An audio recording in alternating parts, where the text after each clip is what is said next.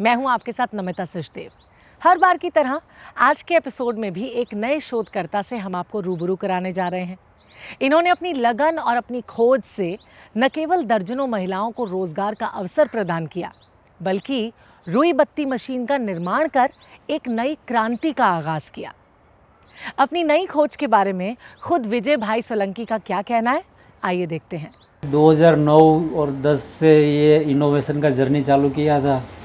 ये सब मशीनें बना के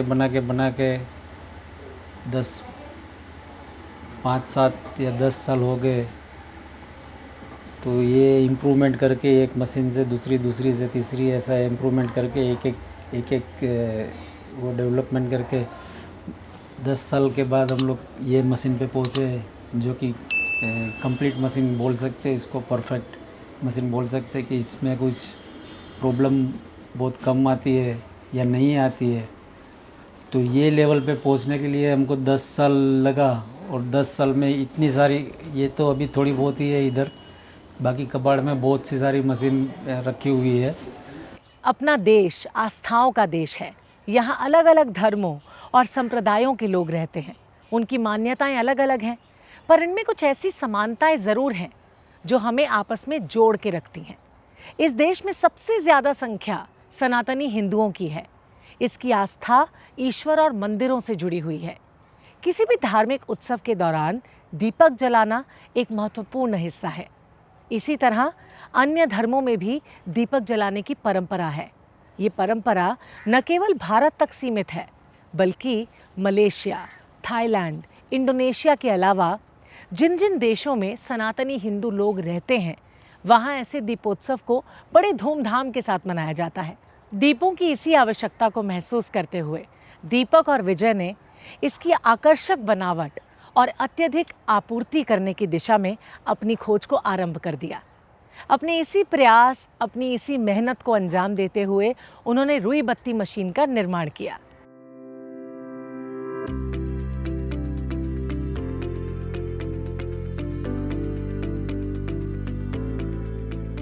देश का सबसे लंबा समुद्री तट वाला प्रदेश गुजरात का अहमदाबाद शहर कॉटन इंडस्ट्री के लिए दुनिया भर में मशहूर है। अहमदाबाद की इन व्यस्त गलियों से दीपक भाई व्यास अक्सर गुजरा करते थे। जब कभी इन्हें पूजा सामग्री के रूप में रुई बाती की जरूरत महसूस होती तो ये यहाँ फेरी वाले से खरीद लेते। इसी बीच फेरी वाले से बातचीत के दौरान दीपक भाई व्यास को ये कारोबार एक फायदे वाला कारोबार महसूस हुआ और इन्होंने भविष्य में इसके बेहतर होने की संभावनाएं महसूस की। इसी विचार से इन्होंने रुई बत्ती बेचने वाले से बात की और रुई बत्ती बनाकर देने और बदले में मेहनताना पानी की पेशकश की। इस तरह दोनों की सहमति होने से विजय भाई सोलंकी ने रुई बत्ती बनाने का कार्य शुरू कर दिया। मैंने 5 केजी कॉटन लेके बिजनेस स्टार्ट किया। सबसे पहले मैंने 5 केजी कॉटन लेके 3 लेडीज़ को काम दिया जो मेरे घर के सामने रहती थी, और उसको मैंने हाथ से बनाना बत्ती सिखाया कि भाई ऐसे बत्ती बनती है। और फिर उसकी जो बत्ती आती थी वो लेके मैं उसको पैकिंग करना सिखाया। पैकिंग करके उसको बाजार में मैंने सेल करना शुरू किया, और वो धीरे धीरे मैंने 2000 बहन तक पहुंच गया। 3 में से मैंने 30 बहन को दिया, फिर आजू बाजू गाँव में दिया, फिर 300 किलोमीटर दूर तक लेडीज़ जो गाँव रहते थे वहाँ काम दिया। जिस जिसको काम की ज़रूरत पड़ती थी उसको बत्ती बनाना हाथ से सिखाता था और बत्ती कलेक्ट करता था और बाज़ार में सेल करता था पैकिंग करके। रुई बत्ती बेचकर पैसे कमाने की लालसा ने दीपक भाई व्यास को इस कारोबार से जुड़ने के लिए प्रेरित किया। अब ये अपने गांव से नियमित रूप से बाजार जाते और वहां से कच्चा माल खरीदते और फिर अपने घरों में इसे बनाते, लेकिन इनका औसतन उत्पादन इतना अधिक नहीं हो पाता था जिससे कि ये अधिक आमदनी कर सकें। इसे ये अकेले अपने ही हाथों से बनाते थे और फिर मार्केट में जाकर इसकी बिक्री करते थे।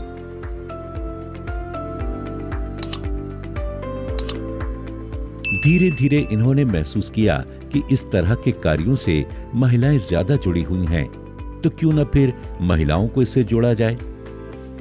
इन्होंने उन महिलाओं की तलाश शुरू की जो महिलाएं कुछ अलग आमदनी करना चाहती थीं, जिसके लिए दीपक भाई व्यास ने स्थानीय महिलाओं से बात करना शुरू की। अब आज की तारीख में मैं करीबन 6000 बहनों को काम दे चुका हूँ, अलग अलग संस्थाओं द्वारा, अलग अलग मंडली द्वारा, अलग अलग गांव में मतलब पूरे गुजरात के अंदर मिलकर 6000 लेडीज़ को काम अभी दे चुका हूँ और चल रहा है काम। अभी बत्ती बना के आती है, पैकिंग का काम देता हूँ, दूसरे अलग अलग प्रोडक्ट का काम देता हूँ, वैल्यू एड का काम देता हूँ। ये सब महिला जुड़ी हुई है। 50-50 लेडीज़ का ग्रुप बना के काम करते हैं, कोई 10 लेडीज़ बना के ग्रुप काम करते हैं, कोई सिंगल यूज में ले जाते हैं। इस तरह मैं पूरा सेटअप किया हुआ है। दीपक भाई व्यास ने जरूरतमंद महिलाओं से बात करके उन्हें अपने कारोबार में शामिल कर लिया। इस तरह से इन्होंने महिलाओं का एक ग्रुप बनाकर रुई बत्ती बनाने का कार्य आरंभ किया। इस कार्य में महिलाओं के जुड़ने से उत्पादन में बढ़ोतरी हुई, लेकिन अभी भी आय की वृद्धि ने रफ्तार नहीं पकड़ी थी। आशानुकूल आय के लक्ष्य को पाने के लिए अभी और अधिक उत्पादन की जरूरत थी। दीपक भाई ने अपने गांव की महिलाओं को और अधिक संख्या में इस कार्य से जोड़ा और तैयार माल को बेचने के लिए शहर जाने लगे। इस तरह इनके जीवन में धीरे धीरे आर्थिक बदलाव आना शुरू हुआ। साथ ही ग्रामीण महिलाओं की आमदनी में भी वृद्धि हुई। और यहाँ आके मेरे को बहुत अच्छा लगा। मेरी सैलरी इतनी कर दी। पहले मैं आई थी तो कम सैलरी थी, जब मेरा काम देखा तो उन्होंने मेरी सैलरी भी बढ़ा दी। तो अब मेरे को यहाँ रहने में कोई दिक्कत नहीं है, कोई प्रॉब्लम नहीं है। धार्मिक उपयोग में आने वाली बाती के निर्माण को एक बड़े व्यवसाय में बदलने का काम इतना आसान नहीं था, लेकिन दीपक भाई ने अपनी समझदारी से, अपनी सूझबूझ से इसे आसान बना दिया। उन्होंने न सिर्फ अपने फायदे की बात सोची, बल्कि उन महिलाओं की आमदनी को भी उन्होंने बढ़ाया जो आमतौर पर अपने घरों के कामकाज को पूरा करने के बाद जो खाली वक्त होता था उसे यूं ही बर्बाद कर दिया करती थी। इन महिलाओं के हाथों में रोजगार देकर दीपक भाई ने सच में एक बहुत बड़ा उपकार किया। बदले में इन महिलाओं की मेहनत से दीपक भाई का कारोबार बहुत जल्दी फला फूला, उन्हें काफ़ी तरक्की मिली और उनका व्यापार विकसित हुआ। कार्यक्रम में आगे जानेंगे कि किस तरह से महिलाओं के सहयोग से दीपक भाई का कारोबार आगे बढ़ा और उन्हें तरक्की मिली। रुई बाती बनाने के कारोबार ने इन ग्रामीण महिलाओं को छोटा मगर एक महत्वपूर्ण आय का जरिया दिया। इससे गांव में रहने वाली इन महिलाओं के जीवन में काफ़ी बदलाव आया। उनके जीने का तरीका बदला, उनकी जीवन शैली में तरक्की आई। अब वो अपनी छोटी छोटी ज़रूरतों के लिए ना परिवार पर आश्रित नहीं हुआ करती थी। अपनी इस नई आमदनी के लिए कैसा महसूस करती थी ये महिलाएं, आइए उन्हीं से जानते हैं।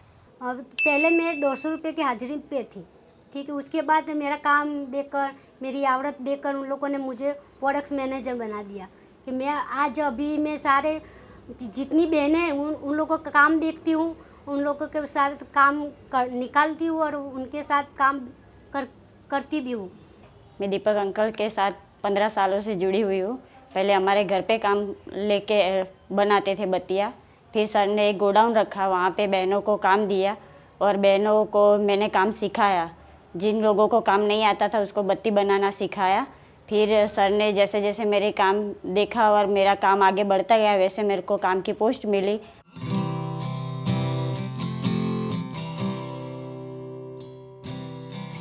धीरे धीरे आय में बढ़ोतरी होने से दीपक भाई के हौसले बुलंद हुए और इन्होंने अपने गांव की महिलाओं को अब प्रशिक्षित करना शुरू कर दिया। इस दौरान दूसरे अन्य व्यवसायी अच्छी खासी दर पर इन ट्रेंड महिलाओं को अपने पास काम पर रखते थे। दीपक भाई ने भी गांव की इन महिलाओं को बत्ती बनाने, इसकी पैकेजिंग करने आदि कार्यों के लिए प्रशिक्षित किया और अपने सामान को शहरों में जाकर बेचने लगे। धीरे धीरे इनके बनाए उत्पाद की मांग गुजरात के अन्य शहरों में भी होने लगी। ग्राहकों के बीच इनकी लोकप्रियता बढ़ी और अब ये गुजरात के पड़ोसी राज्य राजस्थान के अलावा मध्य प्रदेश में भी इसकी बिक्री करने लगे। ग्राहक की अलग अलग रिक्वायरमेंट थी। कोई मुझे यार छोटी बत्ती बना के लाओ, कोई बोले कड़क दाढ़ी बना के लाओ, कोई बोले पोची बत्ती बना के लेके आओ, कोई बोलता है घी ज़्यादा खाती है, कोई बोले घी ज़्यादा खावे ऐसी बत्ती बना के आओ। तो मैं अलग अलग प्रकार की बत्ती बनाता गया, छोटी बड़ी साइज, मीडियम साइज, हार्ड, फिर मैं उसके अंदर और अलग काम करने लगा कि भाई कलर वाली बत्ती बनाई, सुगंध वाली बत्ती बनाई, नीम की, तुलसी की, कपूर की, मेंथोल की, ये अलग अलग ऐसे डाल के। तो उसको दो फायदा था, एक तो घर में सुगंध की आती थी और रोग प्रतिरोधक शक्ति मिलती थी। कपूर की बत्ती जलाने से स्वाइन फ्लू नहीं होता है, मेंथोल की बत्ती जलाने से सर्दी कफ नहीं होती है। ये सोच के उसके अंदर मैं वैल्यू एड का काम करता गया और अलग अलग साइज़ की, अलग अलग बत्ती, अलग अलग क्वालिटी की बहुत सारी वैरायटी बनी। कम से कम 150 प्रकार की बत्ती बना दी मैंने। एक छोटे से अंतराल में ही विजय भाई सोलंकी और दीपक भाई व्यास ने रुई बाती के छोटे से कारोबार को न सिर्फ अपने राज्य में बल्कि राज्य से बाहर भी पहचान दिलाई। लेकिन बाजार की प्रतिस्पर्धा में अभी भी वो पिछड़ रहे थे। विजय भाई और दीपक भाई को अभी इस कारोबार में लंबी छलांग लगानी थी। अपने इसी प्रयास में वो गहरे विचार मंथन में जुटे रहे। इस तरह वो एक ऐसी खोज से जुड़े जिससे मिनटों में ही इसके उत्पादन को बढ़ा सकें। आमतौर पर अभी भी एक ही आकार प्रकार वाली रुई बाती बाजार में उपलब्ध थी। इस बात को महसूस करते हुए दीपक भाई और विजय भाई ने अलग अलग साइजों में और अलग अलग आकर्षक डिजाइनों की रुई बत्ती को बनाने पर जोर दिया। इसके लिए अलग अलग रंगों का भी इस्तेमाल किया गया। इस तरह इनका ये प्रयास रंग लाया और अब बाजार में उनकी बनाई गई रुई बत्ती की मांग बढ़ने लगी। हमारे यहाँ जो मशीन खरीदने आते हैं उन लोगों को हम यहाँ पे मशीन के साथ तालीम भी देते हैं। उनको ये भी सिखाते हैं कि बत्ती कैसी बनानी है, क्वालिटी वाइज जो बत्ती हमें चाहिए वो भी हम दिखाते हैं। उनको पैकिंग भी दिखाते हैं, उनकी जो पैकिंग करने का रूल्स होते हैं सब यहाँ पे सिखा के हम बहनों को और भाई को जिनको भी मशीन चाहिए हम उन लोगों को मशीन पूरी तालीम के साथ देते हैं। जैसे जैसे रुई बत्ती के कारोबार में इजाफा हुआ, दीपक भाई और विजय भाई ने इसे और अधिक बड़े पैमाने पर बढ़ाने का निर्णय लिया। हाथों से बनाई गई रुई बत्ती में कई प्रकार की कमियां थीं कि इसका साइज एक समान नहीं रहता था। बनाने के दौरान कपास की अधिक बर्बादी होती थी। महिलाओं की आय में खासा बदलाव नहीं हो पाया था। साथ ही बाजार में रुई बत्ती की बढ़ती मांग को पूरा करने में दिक्कतें आ रही थीं। तभी इनके मन में विचार आया कि यदि इस कार्य को मशीन के द्वारा किया जाए तो अधिक से अधिक उत्पादन लेना भी संभव होगा और साथ ही कपास की बर्बादी से होने वाले नुकसान से भी बचा जा सकेगा। इस तरह इनके मन में मशीन से रुई बत्ती बनाने का विचार आया, परंतु इसे बनाया कैसे जाए, इस बारे में अभी भी इनके पास कोई आइडिया नहीं था। दीपक भाई के मन में उपजे ऐसे विचार को इन्होंने अपने दोस्त विजय भाई से साझा किया। मशीन बनाने का जुनून तो चढ़ ही गया था, पर कोई रास्ता नहीं मिल रहा था। उस पर मेरे भाई की कंपनी थी, उसमें ये विजय भाई जॉब करते थे, तो उनको मैं मिला, तो उनको मैंने काम करते हुए देखा, वो सिक्योरिटी प्रोडक्ट अलग अलग बना रहे थे, तो मुझे लगा ये भाई मेरा काम कर सकते हैं। फिर मैं इनको बताया, मेरा अपने भाई मेरे को ये काम है आपका, बत्ती की मशीन बनाने की है, जो अभी बहनें जो हाथ से बनाती है। मैंने उसको दिखाया भी खरा कि ऐसे ऐसे हाथ से बनती है और ऐसे अपने को मशीन बनाने की है इसकी। विजय भाई बोले बत्ती का मशीन तो बना सकते हैं, लेकिन इसमें बन जाओ या नहीं बन जाओ वो कह नहीं सकता, कितना टाइम लगेगा ये नहीं कह सकता, कितना खर्चा लगेगा वो नहीं कह सकता, अगर आप पूरी तरह तैयार हो तो ही हो सकता है। मैं बोला अभी हाल तो मेरे पास ऐसा कोई पैसा कैश नहीं है कि अपने ये करेंगे, लेकिन जो बिजनेस में पैसा कर रहा हो अभी उसी से भी एडजस्ट करता रहूँगा। तो आप एक काम करो, मेरे भाई के बाद जॉब छोड़ दो और अपने ये मशीन बनाने में लग जाओ। जो घर का खर्चा है वो मैं माल बेच के निकाल दूंगा, आपका खर्चा और मेरा खर्चा और R&D का खर्चा। विजय भाई और दीपक भाई ने सोचा कि क्यों ना कोई मशीन बनाई जाए जिससे हमारा कारोबार तेजी से आगे बढ़े। यहीं से इन दोनों के दिमाग में एक नई मशीन बनाने का शोध चलने लगा। विजय भाई और दीपक भाई के मन में हाथ से रुई बत्ती बनाने की जगह मशीन से रुई बत्ती बनाने का विचार तो आ ही चुका था, पर उस मशीन को आखिर बनाया कैसे जाए, ये एक बड़ा सवाल था और इसे लेकर अभी काफ़ी माथापच्ची चल रही थी। आखिरकार दोनों ने मिलकर कैसे रुई बत्ती मशीन का एक मॉडल तैयार किया, आइए इसके बारे में जानते हैं। इनसे झगड़ा करके हम दोनों के अच्छी मतलब वो कहा सुनी हो गई। मैं झगड़ा करके पूरा परेशान हो गया, कुछ पैसा भी नहीं मिला था, 200 रुपया चाहिए था और 20 रुपया दिया था इन्होंने, तो पूरा मैं भी परेशान था। घर में भी 200 रुपये की ज़रूरत थी और मैं सब परेशान होकर सोच के रिक्शा में बैठा। यहाँ अहमदाबाद में सिस्टम है शटल रिक्शा की, तो आगे की जो सीट होती है उधर मेरा बैठने का मेरे को मिला, पीछे तो सब फुल था तो मैं आगे बैठ गया। तो जैसे ही वो ऑटो वाला रिक्शा वाले ने जैसे ही रिक्शा स्टार्ट की और आगे चले हम लोग, तो बारिश गिरना चालू हो गई। तो उसने वाइपर चालू किया। हालांकि मैं पूरा 15-20 दिन से यही आइडिया पे था कि भाई कोई ऐसी सिस्टम होनी चाहिए, लीनियर सिस्टम, कि वो ऐसे ऐसे आगे पीछे, क्योंकि मोटर एक ही डायरेक्शन में घूमती है, जबकि मेरे को 2 डायरेक्शन वाली मोटर चाहिए थी जो आगे भी चले और पीछे भी चले।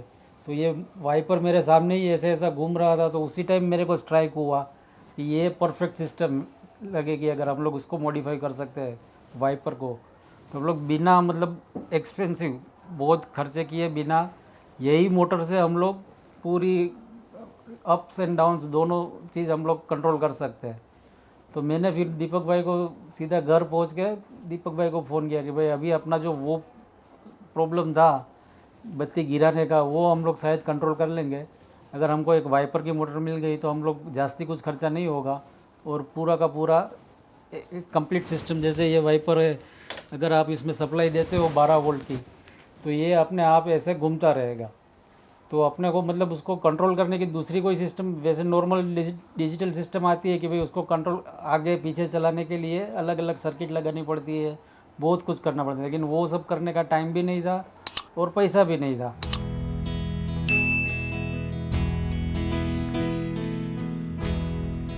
अपने दोस्त की आवश्यकता को महसूस करते हुए विजय भाई ने रुई बत्ती बनाने की मशीन के डिजाइन पर काम करना शुरू कर दिया। अपनी नौकरी छोड़कर दिन रात वो इसी प्रयास में लग गए। उनके इस प्रयास के लिए मेहनताने के तौर पर दीपक भाई ने आपस में एक राशि तय कर दी। लगातार शोध और अनुसंधान के बाद रुई बत्ती मशीन का निर्माण हुआ। जब शुरुआत की थी मैंने ये मशीन बनाने की, तो कम से कम मेरे को 4 या 5 साल लग गए। एक प्रोटोटाइप पीओसी डिज़ाइन करने में ही 4-5 साल लगे थे। तो 4-5 साल में मैंने एक ही मतलब वैसे तो बहुत मशीन बनाई, लेकिन धीरे धीरे जो प्रोडक्शन लेवल की है वो मशीन तो 4-5 साल के बाद में बनी। तो जो वो बनती थी उसको भी मैं मतलब मैं अकेला ही असेंबल करता था, मैं ही बनाता था, मैं ही उसमें वेल्डिंग ये सब मैं वही सब करता था। तो मेरे को एक मशीन में 7 दिन में बनाता था अकेला। बाद में धीरे धीरे जैसे जैसे उसमें टाइम बीतता गया, हम लोग सीखते गए उसमें से, और मैं खुद उसमें थोड़ी डिज़ाइन मैंने पूरी चेंज की है मशीन की। तो जो पहले बनी थी जो प्रोटोटाइप, उससे बहुत चेंजेस हो गई। अभी पूरी इसमें मोल्ड बेस कर दी, पूरा सब मोल्ड लगा दिया, इसमें डाई लगा दी। सर्किटरी है वो सब पहले एनालॉग थी, वो अभी डिजिटल हो गई है। तो वो सब डिज़ाइन करके करके अभी ऐसी कंडीशन आ गई कि अभी हमारे जो वर्कर है वो एक दिन में एक वर्कर 3 मशीन बना सकता है, और 6 वर्कर है तो मिलके एक दिन में वो सब मिलके 20 मशीन बना देते हैं। एक मशीन की कीमत हमारी 20,000 के आसपास है, 20,000 है। और हम चाहते हैं कि ये बहुत सी बहनों, ये जो गरीब बहनें हैं उसके पास ये हमारा मशीन पहुँचे और वो अपना रोज़गार कमा सके उसमें से। एक वक्त ऐसा भी आया जब विजय भाई और दीपक भाई को अपने शोध को रोकने के लिए मजबूर होना पड़ा, लेकिन इसी बीच दोनों की जिंदगी ने अचानक करवट बदली। इनोवेशन जो इवोल्यूशन होता है, इनोवेशन का ऐसा नहीं होता कि फटाक से मशीन बन गई और फटाक से हम लोग पैसा कमाने लग गए, ऐसा नहीं होता कभी भी। इसकी जो इवोल्यूशन होती है उसमें बहुत से ऊपर नीचे अप्स एंड डाउन्स आते हैं, तो सर्वाइव करना पड़ता है, और इसके हिसाब से आपको कोई भी चीज़ आगे चलती है। विजय भाई के शोध कार्य की प्रशंसा देश की प्रसिद्ध संस्था NIF यानी नेशनल इनोवेशन फाउंडेशन तक पहुंची। इस संस्था ने विजय भाई के कार्यों की प्रशंसा की और इनके द्वारा किए गए शोध को काफी सराहा। विजय का दिमाग था, तकनीकी दिमाग था, और दीपक भाई के पास व्यापार करने का तरीका था। तो जो विजय भाई हैं उन्होंने पहले जब मशीन बनाई थी, मुझे याद है ज्ञान की बोर्ड मीटिंग में हमने उसको लाए थे, क्योंकि ज्ञान जो है वो गुजरात के अंदर गुजरात सरकार के साथ मिलकर बनाया था इसको। तो जब पहली बार वो ज्ञान में लाए तो बहुत बड़ी मशीन थी, इतनी बड़ी, और सारे अस्थि पंजर उसके दिख रहे थे, खुला मतलब मशीन थी। वहाँ से आज आपने देखा होगा बहुत छोटी सी मशीन इतनी सी बन गई है और बड़ी। ये काम में जो अपने पंचाल भाई हैं उन्होंने मदद करी उसको रीडिज़ाइन करने में, और उसको कम खर्च का उसका छोटा मॉडल बनाया। लेकिन अगर इन्होंने बड़ी मशीन नहीं बनाई होती तो हम छोटे मॉडल को उसका डिज़ाइन बना नहीं सकते थे। अपने शोध को आगे बढ़ाने के लिए NIF ने आर्थिक सहायता के साथ साथ तकनीकी सहायता भी प्रदान की। मुझे ये बात की खुशी है कि ये एक ऐसा उदाहरण है जहाँ पर महिलाओं को रोज़गार मिला। वो पहले बत्ती बनाती थी, दिया बाती, तो बहुत सारा समय लगता था। जब समय लगता था तो उनकी रोज़ी उनको कम मिलती थी। अब ये मशीन बनाने से रोज़ी भी ज़्यादा मिलती है और उत्पादकता बढ़ गई, प्रोडक्टिविटी ऑफ लेबर बढ़ गई उसकी। तो ये बहुत, और मेहनत बहुत कम है इसमें, सुरक्षित है, कोई इसमें खतरा नहीं है। मशीन बनने लगी, बाद में बहुत प्रॉब्लम आती थी बीच में, उसमें सॉल्व करते करते आगे बढ़ते गए। जो प्रॉब्लम आती थी मशीन में, वो जो पहले इसमें बेल्ट लगी रहती थी, फिर बाद में हमने अपने तरीके से उसमें चेन लगाई और आगे जाके अब मशीन का कोई प्रॉब्लम नहीं आता है। यानी मशीन के डिजाइन एवं दूसरे अन्य कल पुर्जों की जरूरतों को पूरा करने में भी NIF ने विजय भाई और दीपक भाई की मदद की। मशीन इसकी बनाई है इनोवेटिव मशीन, जिसके माध्यम से बहनें घर का रोजिंदा काम करते करते हुए ये दिया बाती बना सकती है। और उन्होंने 3 अलग अलग मशीन बनाई है। जो पहली मशीन है वो सिंपल मॉडल है, दूसरी है सेमी ऑटोमेटिक और तीसरा है ऑटोमेटिक मशीन। इन तीनों मशीन के माध्यम से बहनें कोई भी according to their affordability machine बसा सकती है और घर का काम करते करते हुए 6 से 8 घंटे में 300 से 500 रुपया की आमदनी सेल्फ एम्प्लॉयमेंट के माध्यम से कर सकती है। राष्ट्रपति भवन में जाके बहुत अच्छा लगा मेरे को, और जब मुझे अवार्ड मिला तो एकदम खुश हो गया। उसके बाद अवार्ड मिलने के बाद काफ़ी इज्जत भी मिल गई है, लोग सम्मान भी करते हैं।